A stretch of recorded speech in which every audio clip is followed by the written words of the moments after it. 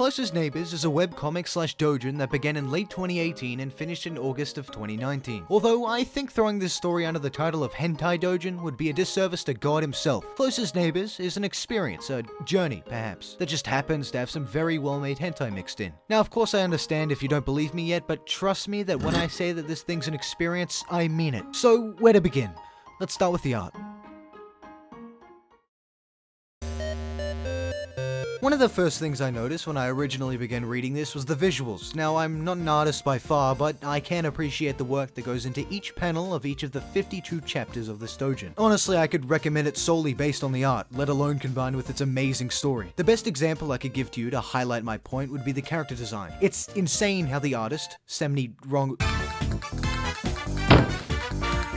is able to encapsulate the emotions of a character so well, like the pain of getting your balls rammed into your small intestines via your neighbor's shin post-nut, or the disgust of catching a load to the face while walking in on your neighbor slapping meat while wearing your underwear like a cheap Taiwanese face mask. But I digress. The environments are also stunning, and of course the hentai is impeccable, but let me propose an idea. What if the story was so good that you didn't even want to jerk off? After busting a nut, you feel bad because you're so immersed that it's like watching your neighbors have sex through binoculars on the other side of the street, because this is exactly what this thing will make you feel like. Yeah, I know, this whole thing sounded real good. At this point you must be pretty convinced, huh? Stunning visuals, epic hentai, immersive story. What else could an intellectual like yourself want? Well, hold your horses because I haven't even started explaining the plot. By far the best part of this entire experience. Just before I start with it, there's obviously going to be some minor spoilers in this bit, so if you're genuinely considering reading this, which you should be, and you want to go in completely blind, maybe skip this whole thing. But for everyone else, take a deep breath, clear your mind, and enjoy.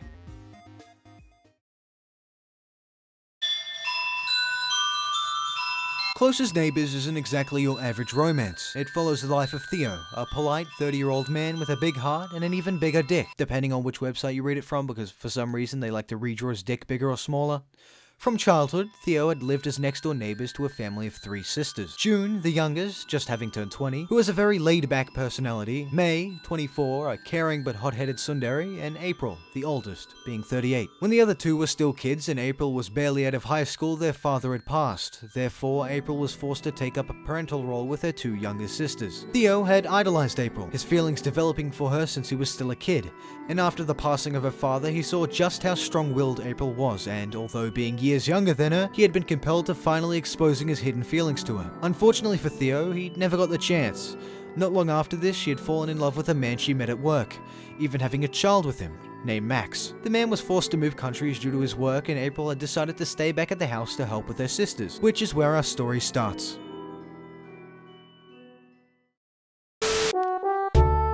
After waking up to May beating him, Theo, with a pillow for being too loud while she was trying to sleep, their rooms have like really close windows by the way, they're interrupted by a dirty laundry suddenly flying into Theo's room. April, standing at the door of May's room, comments on the dirtiness of it before inviting Theo to have breakfast with them. One comment I have to say about not just this bit but the rest of the doujin is that the writing and dialogue is actually decent. It's super common in doujins, mangas, or anime subs/dubs in general to have really clunky writing that completely ruins the immersion, but this isn't one of them. Anyways, after seeing May's fat ass leave out through the window, naturally he gets a boner. Ignoring it and hoping it goes away, he climbs through the window and joins the rest of the family at the dinner table. While enjoying the meal, May begins to tease Theo with her foot, accidentally nudging into the hard-on he had been attempting to ignore. He suddenly remembers a dream that he had the night before about April, further adding to his uncontrollable horniness. Afraid of busting a nut through the dinner table and into the ceiling, Theo rushes away while April is asking what's wrong while simultaneously scolding May. Once back at his room, Theo notices one lonely article of May's clothing placed upon his bed, her underwear. In the heat of the moment, Theo goes to town while using it. May, feeling bad about teasing him, heads over to apologize. Once opening the window and pushing aside the curtains, she sees Theo,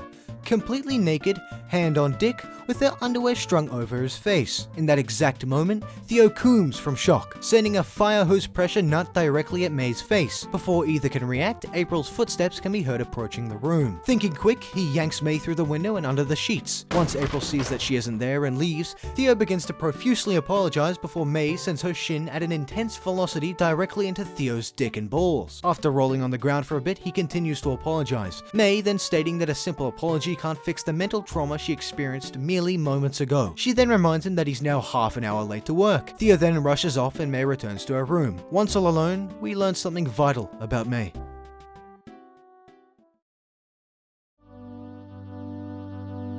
Unknown to Theo, he wasn't the only one keeping a secret. You see, he was a close family friend and would regularly end up babysitting the other two. Although immature and sometimes ignorant, he was truly a kind person. One person who noticed this was May, and similar to the feelings that festered over the years between Theo and April like an untreated staph infection, May had her own crush, Theo. Although, unlike Theo, she had given up on any attempt to solidify that relationship, rather oppressing it and accepting that Theo would never reciprocate those feelings. But when catching Theo directly jerking off to her, the possibilities of a legitimate relationship were reignited. Soon after this, Theo's sister, Gwen, who has this really good subplot with another interesting character that adds to the overall substance of the story. Anyways, Gwen passes on this message from their parents to Theo, stating that if he doesn't find a partner in the next year, he'll be disowned by them. This is exactly why I recommend this story. The monumental pressure from his parents and the sudden incident with May sets up an incredible and tense plot. On top of that, some love interests are added into the mix, including the youngest sister June and the co-worker of Theo, and they all have fleshed out, interesting personalities that leave you rooting for all of them. But, of course, only one can end up with Theo, and god damn, the way they conclude this whole thing is fucking incredible. And this isn't just me saying this, the last chapter's a 9.9 on 2mix. So, if you're gonna take anything away from what I said in this video, if you like doujins or you think they're shit, give this one a try, because it's incredible. Thanks for watching, and I'll see you next time.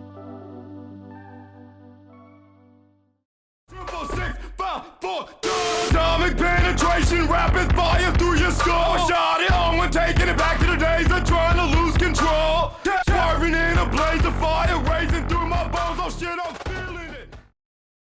I'm not showing you my possum dumpy.